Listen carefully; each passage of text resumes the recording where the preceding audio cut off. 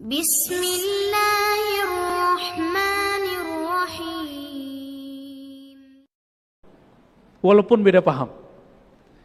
Dan orang yang paling seiman hari ini, yang paling masyhur di negeri ini, ya pemimpin negeri ini.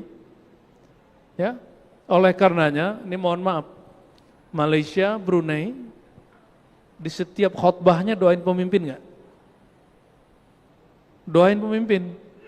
Indonesia melaknat pemimpinnya. Dan Nabi mengatakan dalam hadis Muslim, di akhir zaman pemimpin itu dibenci dan dilaknat.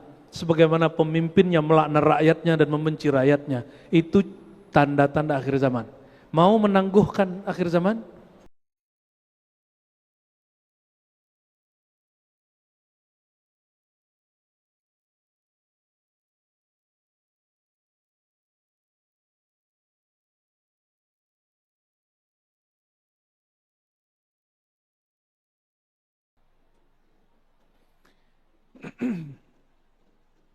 Hadis yang dia sebutkan yang pertama kali, hadis dari Imam Bukhari dan Muslim, bahwa Nabi SAW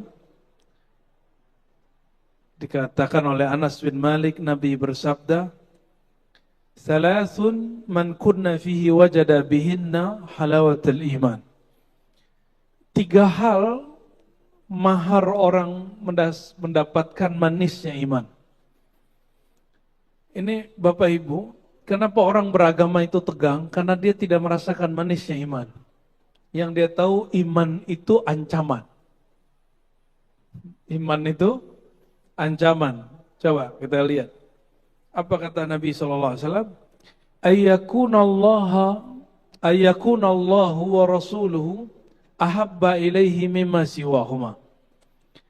Allah dan Rasul lebih dia cintai daripada selain Allah dan Rasul. Mungkinkah kita mencintai sesuatu yang kita nggak kenal? Mungkin nggak? Berarti mencintai Allah, syarat cinta apa? Kenal. Kalau nggak namanya simpatisan. Hari ini tuh banyak simpatisan Tuhan. Bukan pencinta Allah. Kalau kita sudah cinta dengan pasangan, kita berkorban untuk dia, benar nggak? Dan kita tidak merasa berkorban. Yang punya istri, suami-suami ini yang bekerja, menafkahi istri beban atau kebahagiaan. Ya, ibu-ibu mungkin juga tidak wajib bekerja, tapi ingin bantu suaminya, terbebani atau malah senang. Mungkin sebagian malah senang ya, bantu suami misalnya gitu. Padahal tidak wajib. Orang kalau udah cinta, hukum formal itu tidak berlaku bagi dia. Ya, hukum formal bukan hukum syariat. Jangan salah dengar ya. Wahai yuhibbal mar'a la yuhibbuhu illallah. Tidak mencintai seseorang kecuali karena Allah. Kita disuruh mencintai pemimpin dan ulama. Disuruh, Pak. Ciri-ciri kiamat sudah dekat, pemimpinnya dibenci. Tinggal pilih, mencintai pemimpin atau tidak. Oh, saya nggak suka sepakatannya. Emang semua hal yang kita berbeda pandangan terus kita harus benci? Makanya Imam Al-Baihaqi punya guru namanya Al-Imam Abdurrahman As-Sulami, seorang ahli hadis, ahli tafsir, dan juga mursyid Thariqah Sufiyah. Dia punya guru namanya Abu Ali Ad-Daqqaq. Apa kata dia? Wahai Tuan Syekh, saya sedang bingung. Tapi saya punya pandangan. Ya, dalam kitab ini lebih sederhana. Abu Ali Ad-Daqqaq yang kasih pertanyaan, wahai Sulami, lebih mulia zikir atau fikir? Mana lebih mulia, Pak? Anggap aja nih Abu Ali Ad-Daqqaq lagi ngasih pertanyaan sama Sulami. Sulami jamaah Sunda Kelapa. Mana yang lebih afdal, zikir atau fikir? Zikir. Dapat bocoran dari mana? Kalau secara qalbiyah, rohaniah, lebih mulia zikir. Maka orang berzikir, walaupun beda pikiran, dia tetap cinta dan mendoakan. Jangan dikira saya tidak banyak berbeda pandangan dengan semua pemimpin di negeri ini. Tapi setiap hari kita doakan mereka. Karena kalau mereka baik, negara ini baik. Pilih mendoakan laknat atau melaknat pemimpin atau mendoakan pemimpin. Ini saya bukan buzzer loh Pak ya. Saya seorang ahlus sunnah, dalam akidah ahlus sunnah wajib mendoakan pemimpin. Paham? Ya, kalau buzzer punya YouTube deh, saya nggak punya YouTube. YouTube itu bikin-bikinan murid aja itu. Teman-teman kita khidmat bikin murid, ya kayak di sini. Emang saya suruh bikin YouTube Pak? Enggak. Karena saya tidak cari viral Pak. Bagi saya ceritakanlah zat yang viral, yaitu Rasulullah Sallallahu Alaihi Wasallam. Itu aja. Maka kita dicaci maki orang. Saya ini dituduh piaraan negara, piaraan yang ngomong alumni kita sendiri. Betapa teganya dia, padahal dia ngajar kitab juga, ngajar hadis juga. Karena dia pakai fikir, nggak pakai. Cuma beda faham, lalu kemudian menganggap orang berbeda itu musuh. Disitulah zikir lebih afdol daripada fikir. Ya. Jadi mulai hari ini coba, kalau orang beda fikrah, pikiran sama kita, zikir kita jangan beda sama dia. Kenapa? Salah satu doa mustajab, nggak mesti Bapak ini jadi wali Syekh Abdul Qadir Jilani, Bahauddin Naqsyabandi, Syazili, itu ketinggian. Doa mustajab itu cukup mendoakan orang yang seiman, walaupun beda paham. Dan orang yang paling seiman hari ini, yang paling masyhur di negeri ini, ya pemimpin negeri ini. Ya, oleh karenanya, ini mohon maaf, Malaysia, Brunei, di setiap khutbahnya doain pemimpin nggak? Doain pemimpin. Indonesia melaknat pemimpinnya. Dan Nabi mengatakan dalam hadis Muslim, di akhir zaman pemimpin itu dibenci dan dilaknat. Sebagaimana pemimpin yang melaknat rakyatnya dan membenci rakyatnya. Itu tanda-tanda akhir zaman. Mau menangguhkan akhir zaman? Kita tangguh Pak akhir zaman. Gimana caranya? Doakan pemimpin. Doakan mereka supaya Allah ilhamkan amanah di kolbunya. Amanah cinta di kolbunya.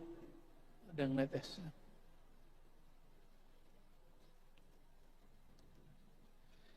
Masih ingat 7 kelompok yang dinaungi oleh Allah dengan naungan yang tidak ada yang dapat naungan di akhir zaman, di akhirat kecuali mereka. Nomor satunya ahli zikir atau pemimpin. Pemimpin yang adil. Kita doakan pemimpin kita adil. Amin ya rabbal alamin. Move on lah, jangan bahas ijazah palsu lagi lah. Ya, malas dengar beritanya ya. Yang ketiga, ayakraha ayyauda fil kufri. Dia benci, malas kembali kepada kekufuran, sebagaimana dia tidak suka dilempar kepada api atau neraka. Jadi kalau diajak ke maksiat lagi, itu dia kayak jijik gitu. Bukan jijik sama orangnya, jijik sama perbuatan dia sendiri. Nah, ini hijrah syaitan, hati-hati. Hijrah syaitan, dia ketika ngaji jadi soleh, dia benci sama kawan-kawan dia. Itu mereka yang menyesatkan aku itu. Aku gak mau balik ke mereka. Ada yang begitu? Oh, artis banyak yang begitu. Makanya jangan jadi ustadz dulu, jadi artis saja ya. Apalagi mu'alaf. Udah 7 tahun masih ngaku mu'alaf. Berarti sahabat Nabi mu'alaf semua dong.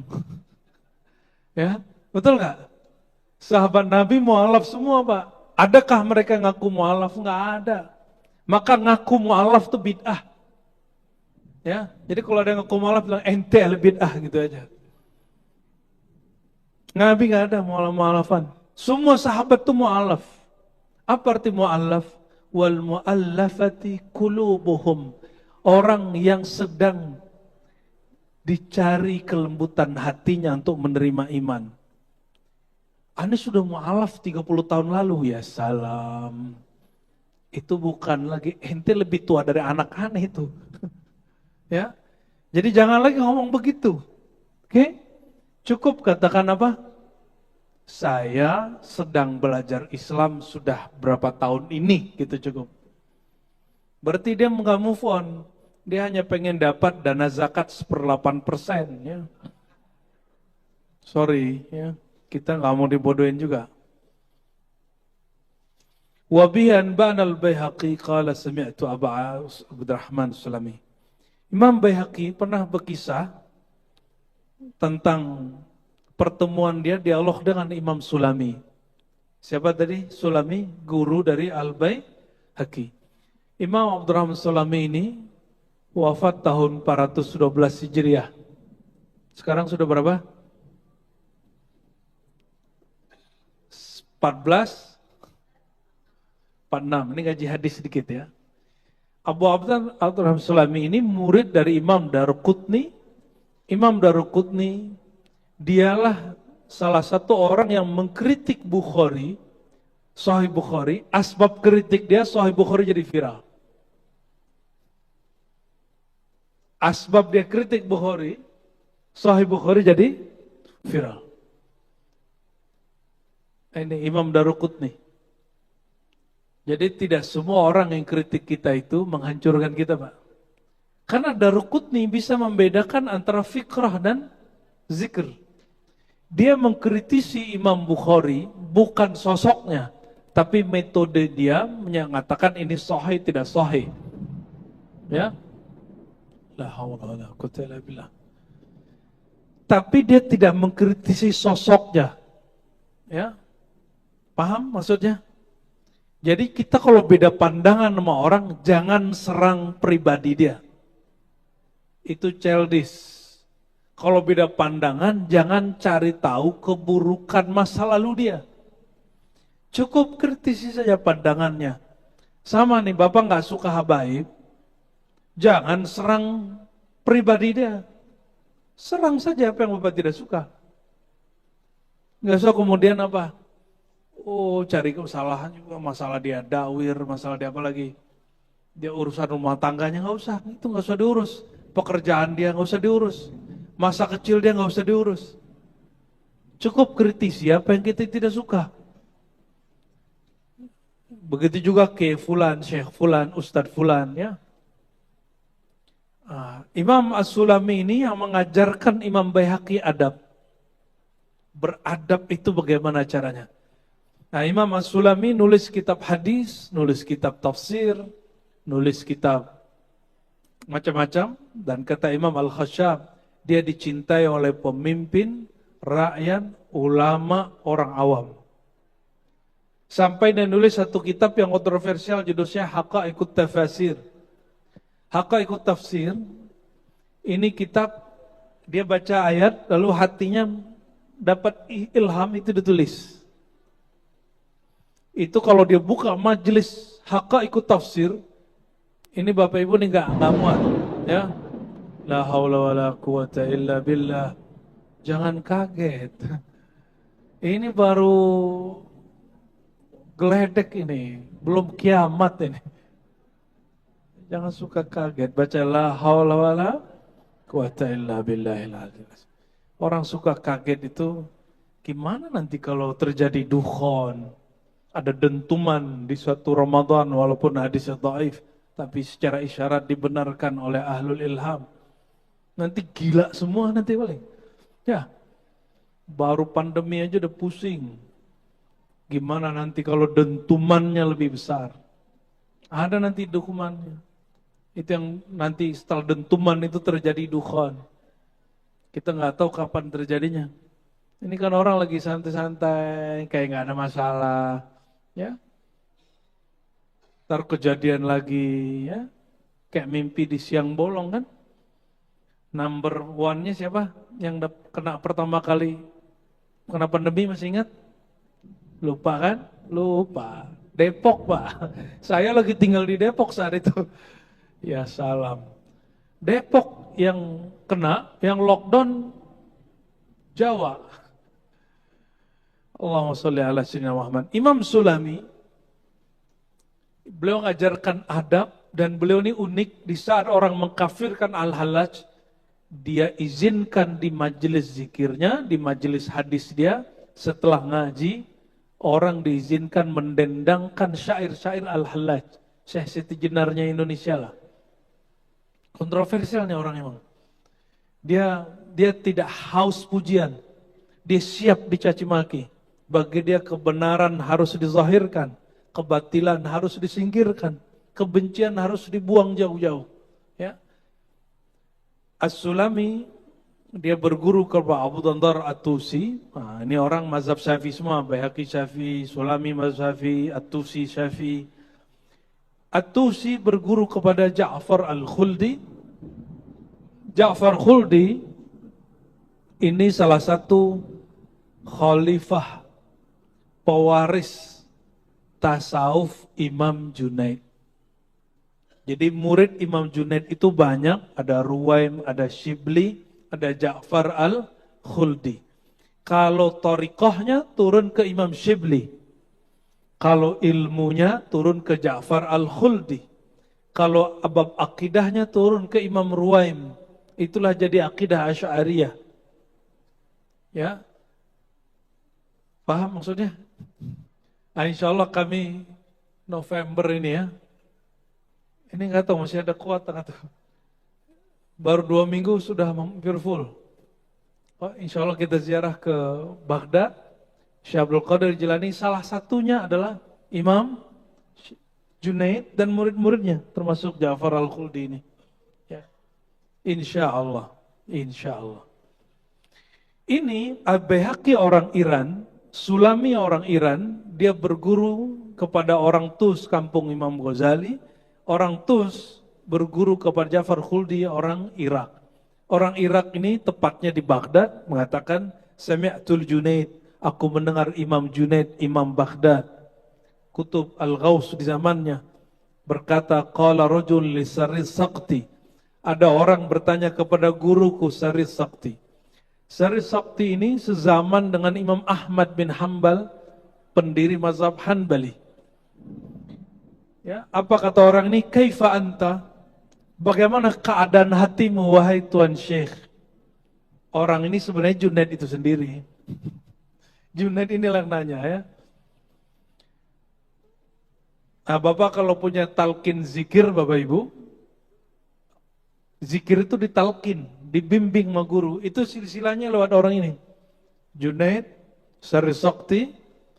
Saris Sakti punya guru namanya Ma'ruf Qarqi, Dawud Ta'i, Hubayb Al-Jami, Hasan Al-Basri, Sayyidina Ali. Ada jalur Habaib juga. Bukan Habaib, Ashraf kita sebutnya. Apa jawaban beliau? Jawaban Imam Saris Sakti, orang yang jarang sekali tidur malam hari. Ngapain dia? Kalau Bapak Ibu nih kalau nggak tidur malam hari ngapain? Main YouTube, nonton Netflix. Apa jawaban beliau? Apa kondisi hatimu wahai Tuan Syekh? Jawaban dia, man lam yabit wal hubbu hasfu fuadih. Siapa yang tidak tidur malam hari, wal hubbu hasfu fuadih, sedangkan cinta memenuhi fuadnya, kolbunya. Maksudnya dia tidur tapi kolbunya belum penuh cinta kepada Allah. Enggak punya wirid, enggak punya amal. Lam yadri kaifa tufattatul akbad. Orang ini tidak tahu bagaimana sakitnya orang punya liver. Ini kabar buruk tapi kabar baik. Orang pertama kali coba punya wirid malam hari, livernya akan terganggu, Pak. Awal-awal terganggu, lama-lama tubuhnya melawan. Itu sama dengan vaksin yang alami. Jangan hanya vaksin dari luar badan, tusukin. Inilah anehnya dokter-dokter hari ini. Mohon maaf kalau ada Pak Dokter. Ya, mohon maaf sekali. Kita ini kalau ada orang, wah ini vaksin nih, dimasukkan sesuatu yang di luar diri ke dalam badan. Betul nggak? Padahal ada vaksin luar biasa yang menguatkan liver kita. Apa itu? Bergadang tapi kolbunya koneksi kepada Allah Subhanahu wa ta'ala. Kalau begadangnya di kafe, begadangnya nonton, itu livernya hancur tuh. Kok bisa beda? Nanti kita jelaskan di waktu lain, karena waktunya pendek sekali. Oh, di sini juga ada ya. Dia diskusi dengan gurunya Sulami. Sulami cerita dari Abu Nadhar, dari At-Tusi, tapi bukan dari Junaid. Pernah dengar Rabi'atul Adawiyah? Nah, ini sanad dia ke Rabi'ah. Jadi Rabi'ah ini juga mengajarkan ilmu dan ada torikohnya, Pak. Torikotul Hub namanya. Ini sanad dia kepada kepada Al-Waliyah Al-Azimah Rabi'ah. Sulami dari At-Tusi, At-Tusi dari Abdul Qasim Ar-Razi, dari Abu Dujanah mengatakan, kanat Rabi'ah, adalah Rabi'atul Adawiyah, idza ghalaba alaihi halul hub, jika dia sedang mabuk cinta kepada Allah. Pernah mabuk cinta nggak sama Allah, Pak? Pernah kasmaran nggak sama seseorang? Pernah? Kasmaran dengan Allah pernah nggak? Pernah? Ini orang kasmaran tuh gini, kalau mohon maaf ya, kalau dia di sekolah, kita kalau membayangkan dia ada di sekolah, kita semangat pergi sekolah, Pak. Bajunya dibagus-bagusin, make upnya ditebel-tebelin, ya. Kalau dia di majelis, Masya Allah, disoleh-solehin gitu. Kalau ngomong tuh kalau bisa Masya Allah, Tabarakallah, Hakikatullah, itu semuanya. Pengen terlihat perfect di depan orang itu, dan cukup menatap wajahnya, hati kita senang. Tapi ada cirinya, kalau kita tatap pertama berdesir, berarti sedang kasmaran. Kalau nggak berdesir, itu namanya syahwat aja. Kalau kasmaran itu cintanya agak murni-murni dikit. Ya, dia nggak membayangkan adegan sensual, nggak. Dia lebih membayangkan aku dapat perhatian orang yang aku cintai. Cintanya masih murni. Cintanya masih murni. Walaupun nanti lama-lama juga ingin disentuh, dibelah, itu lama-lama itu, Pak. Apa kata Rabi'ah? Ta'sil ilaha wa anta tuzhir hubbah. Bagaimana mungkin engkau menyatakan iman dan cinta kepada Allah, tapi engkau mendurhakainya dalam kesendirian. Ya. Hadza muhalun fil fi'ali badi'u. Ini perbuatan yang mustahil dalam kebanyakan aktivitas orang. Lau kana hubbuka shadiqan la ta'tahu. Kalau betul kau cinta kepada Allah, engkau pasti taat patuh kepadanya. Innal muhibba liman ahabba muti. Kekasih sangat patuh kepada yang dikasihinya. Contoh nih, Bapak masih punya istri, Pak? Masih. Kata istri nih, Bang, Pak, jemput aku. Macet, Pak, jemput gak? Kamu naik Grab aja lah, katanya. Itu kurang cinta lah itu. Lo ke pengajian, jangan-jangan ada yang ditarget di pengajian. Ini contoh, yang pernah kasmaran waktu bujangan, ya. Pernah nggak dulu sok jadi pahlawan? Pernah kan? Pahlawan kemalaman, bukan pahlawan kesiangan. Ya, jemput-jemput malam, nganterin malam, kan modus itu Pak. Tapi itu tiada lain daripada ekspresi cinta, itu yang kata Rabi'ah. Rabi'ah ini dilamar sama Hasan Basri, Sufyan Tsauri. Ya, dalam kitab disebutkan. Kata Rabi'ah, saya punya saudariku di kamar nih, dia cantik, lebih cantik daripada aku, lebih muda, lebih segar daripada aku. Sufyan, Hasan Basri, semuanya melirik ke tembok. Padahal nggak ada adiknya di situ. Dia lagi ngerjain. Apa kata Rabi'ah? Kalau betul kau cinta kepadaku, engkau tidak akan melirik siapapun selainku. Wah, aduh gaya bener dia. Jadi Rabi'ah itu mabuk cinta ke Allah, tapi dia bawakan ke makhluk. Maka sampai meninggal dia nggak ketemu wali yang selevel sama dia. Dan saya tidak menyarankan ibu-ibu ini bermanhaj dengan manhaj Rabi'ah. Cukup jadi pelajaran aja itu. Ya, Rabi'ah ini, dari cerita Rabi'ah ini muncul Laila Majnun. Laila Majnun itu juga sama. Laila itu bukan perempuan. Laila itu simbolik dari sifat Allah yang batin, yang misterius, yang samar. Maka disebut Lail, malam. Malam itu kan misterius, Pak. Ya. Siapa yang nulis tentang Laila Majnun? Al-Imam Al-Arif Billah Abdurrahman Al-Jami. Abdurrahman Al-Jami, dia memegang beberapa thariqah, salah satu Naqsyabandiyah dan Najmuddin Kubrawiyah. Dia tulis tentang kisah dan syarah Laila Majnun. Ternyata itu bukan orang. Itu hanya simbolik bahwa ada seorang hamba sedang mencintai Allah Subhanahu wa ta'ala. Lalu dibuat semacam personifikasi jadi Laila Majnun. Maka kalau Bapak Ibu faham, mencintai Allah itu bisa melalui pasangan. Mencintai Allah itu bisa melalui mencintai alam semesta. Mencintai Allah itu bisa melalui mencintai sesama. Ya. Oleh karenanya Allah mengatakan wa min ayatihi, di antara ayat-ayatnya, tuh hati-hati. Apa mana ayat? Mana-mana saja yang terkoneksi kepadanya. Apa itu? Dia menciptakan dari bangsamu pasanganmu.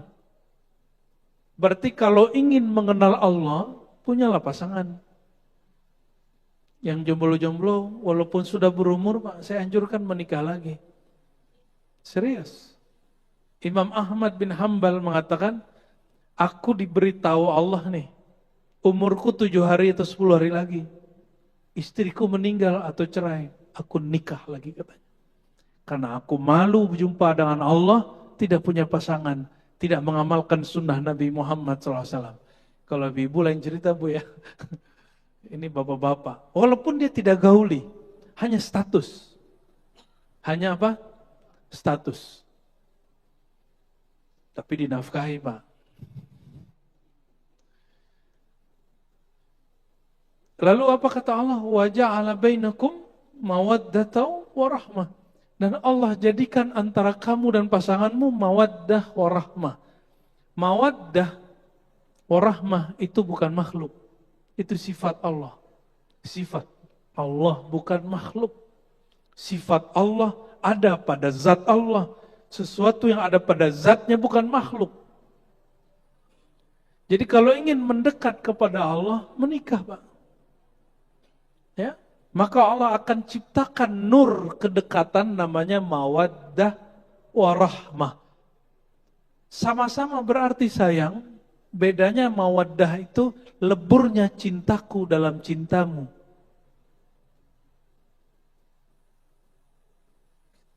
Mawaddah itu beda dengan mahabbah.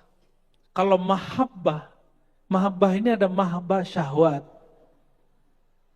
Kalau mahabbah syahwat, Kita maunya dia turut kita. Kau takluk kepadaku. Nah ini yang suami-suami yang baru hijrah nih. Saya nih suami, istri wajib taat kepadaku. Baru juga ngaji, udah nyuruh-nyuruh istrinya macam-macam. Istri yang soleha nggak perlu diajarin tuh paham sendirilah ya. Bukan begitu. Agama itu bukan pembenaran ketiranian laki-laki, enggak. Justru mawaddah warahmah. Mawaddah itu merasakan yang dirasakan dia. Lebur rasa kita dalam rasa dia. Tapi ini bukan rasa syahwat terbirahi roha, tapi rasa rohani. Ya, mawaddah ini sifat Allah, kaitannya dengan kemurnian. Kita nggak tega ngelihat pasangan kita kemudian lupa kepada Allah. Jadi malam-malam jangan hanya sholat tahajud sendiri. Habis kita sholat bangunin pelan-pelan. Kalau nggak bangun jangan bilang munafik kamu gitu ya. Pasangan nih susah diajak untuk mengenal Allah. Jangan bilang dasar bodoh, nggak begitu. Mawaddah itu apa? Dibimbing dia. Ya, walaupun sesekali emosi, balik lagi, minta maaf lagi. Begitu. Itu mawaddah. Orang yang mawaddah, dia akan buka pintu maaf tanpa batas. Kalau ente mahabbah belum tentu. Ya, orang mahabbah ini kadang mahabbah ego. Mahabbah ego itu dia memandang dirinya sebagai objek yang dicinta. Kalau mawaddah, egonya lebur dalam egonya Allah Subhanahu wa Ta'ala. Ya, semoga rumah tiga kita sampai ke makom itu ya. Dan dari mawaddah lahirlah, bukan lahir, terpancarlah nama Allah namanya Al-Wadud. Al-Wadud, yang maha ibah, yang maha empati. Ini sudah di atas cinta syahwat. Ini sudah cinta rohani. Ya. Lalu warahmah. Rahmah itu hembusan kasih sayang Allah. Rahmah itulah inti dari dua nama Allah, Rahman dan Rahim. Apa bedanya Rahman dan Rahim? Itu bersumber dari rahmah itu sendiri.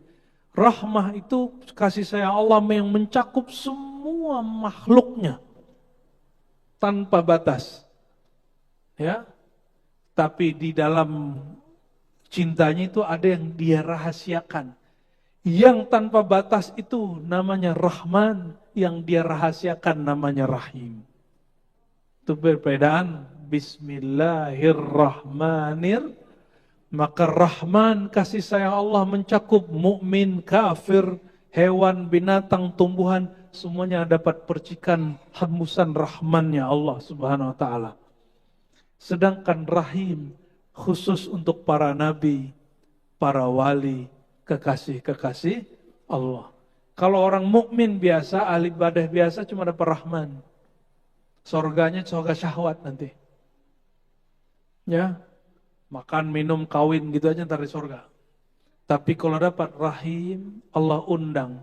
Ya ayyatuhan nafsul mutmainnah. Wahai jiwa yang sudah damai, tenang. Yang sudah punya visi cinta. Irji'i, pulanglah kepada Rabbmu, pemilikmu. Kenapa Allah menyebut pulang? Bukan datang. Izhabi, bukan.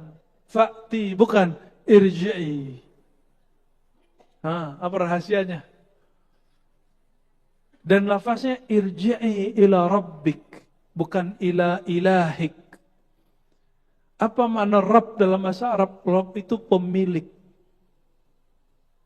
Rabbul bait, pemilik rumah. Rabbus sayyarah, pemilik mobil. Jadi kalau dalam bahasa Arab kita sering menyebut sahibul bait. Kalau bahasa Arab yang fusha ada lagi istilahnya Rabbul bait. Rabb, pemilik al-bait. Ya. Jadi disuruh pulang kepada pemilik, disuruh pulang kepada sumber, pulang kampung. Seneng nggak pulang kampung? Cinta nggak? Rindu nggak? Maka wajib belajar tentang kampung kita ya. Fadhal, azan silakan. Bab yang ke-10 dari kitab Syu'abul Iman, cabang-cabang iman yang diwariskan oleh Imam Ahlus Sunnah. Dia pakar hadis, pakar akidah Ahlus Sunnah.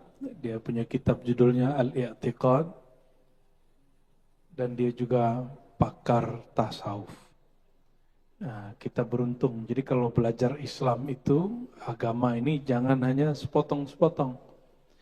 Ada bab amal zahirnya, al-Islam, amal tersembunyinya, batinnya yaitu iman, amal sirnya yaitu ihsan.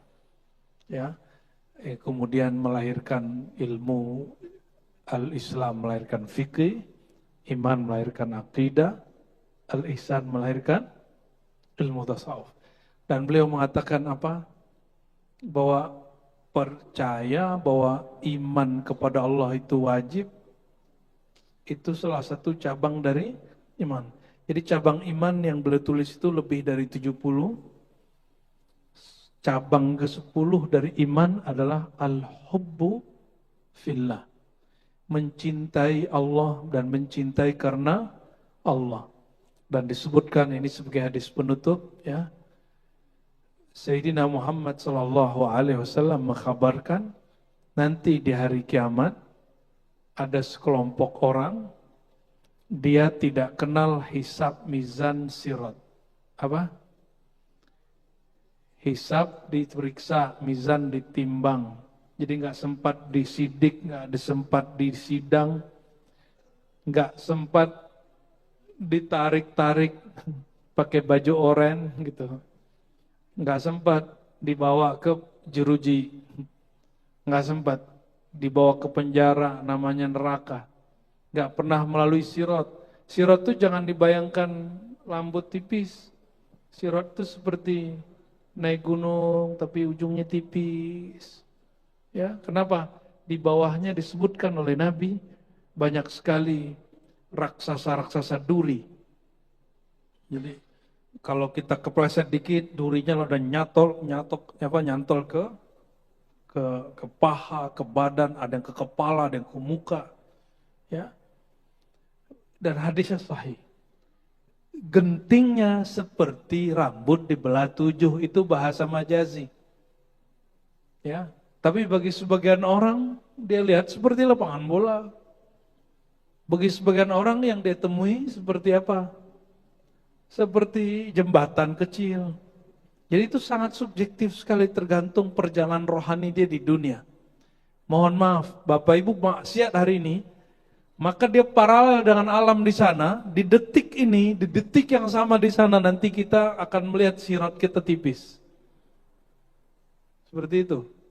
Ya, di detik yang sama saat ditimbang, timbangan kita bermasalah. Jadi alam ini paralel semua. Jadi istilah alam paralel itu bukan istilah orang-orang ilmuwan hari ini. Itu sudah ada dalam hadis Nabi Muhammad SAW. Beliau mengatakan di Sahih Bukhari, surga neraka itu sedekat kamu dan tali sandalmu itu terompahmu. Jika engkau memilih surga, engkau sedang melangkah dengan kaki kananmu. Jika engkau memilih amal maksiat, kufur, khianat, engkau sedang melangkah dengan kaki kiri. Jadi surga sama neraka itu sedekat itu dan semudah itu. Jadi tidak benar masuk surga susah, masuk surga mudah. Sebagaimana masuk neraka juga mudah. Bagi rohani, bagi nafsiyah jiwa, wa khusyat Al-jannatu bil makarih. Sorga Allah liputin dengan sesuatu yang dibenci oleh nafsiyah. Tahajud disukai badan atau tidak? Tahajud. Berbagi uang disukai badan atau tidak? Tapi rohani kita suka nggak? Rohani kita suka. Ini ciri-ciri Bapak Ibu. Kita ini sudah menjadi makhluk rohani yang memimpin atau masih makhluk jasmani yang memimpin? Yang mana ini? Nah, ini kata guru kami, ya. Kata ada ayat wa kunu rabbaniyin. Jadilah kamu hamba yang rabbani. Kenapa? Ada orang hanya menjadi insan basyari. Insan manusia yang mirip dengan hewan. Tapi ada orang yang kedua, insan qalbiyah, nuraniyah, insan cahaya, ini soleh, taat. Tapi perintahnya di Quran, wa kunu rabbaniyin, mesti jadi dimensi rohani. Ahlu rohani ini belajar yang kecil sebelum yang besar, belajar hal-hal yang sederhana sebelum yang berat. Mereka memulai dari rohani, mereka mulai dari yang kecil-kecil sehingga dia cinta kepada Allah Subhanahu wa Ta'ala. Oleh karenanya, saya pun mengajak malam ini, jalan cinta itu disebut jalan Rabbani. Tapi banyak orang klaim hari ini Rabbani. Bukan itu. Yang digelari Imam Rabbani sejak dahulu sampai hari ini, yang betul-betul mutlak baru seorang Syekh Abdul Qadir Jilani, Kutub Rabbani. Selebihnya hanya cabang-cabang dari nama beliau karena mengikuti jalan beliau. Sebelumnya beliau mengikuti jalan Imam Junaid, Imam Abu Yazid. Sebelumnya mengikuti Imam Hasan Al-Basri, Sayyidina Ali, Abu Bakar Siddiq. Tapi setelahnya yang mutlak hanya Syekh Abdul Qadir Al-Jilani, orang yang fana fi hubbillah. Mereka ini yang fana fi hubbillah, Allah lemparkan, ya Allah hantarkan ke hadapan surganya tanpa kenal apa hisab, apa itu mizan, apa itu sirat, tahu di depan surga aja. Jadi tanya orang, kamu tadi diperiksa nggak? Enggak. Ya. Dan mereka dicemburui oleh para nabi dan para wali. Semoga kita termasuk bagian mereka. Maka malam ini buang semua kebencian di kolbu, cintai makhluk Allah dalam nama Allah Subhanahu wa Ta'ala. Ala hadini wa likulli din salih al-Fatihah.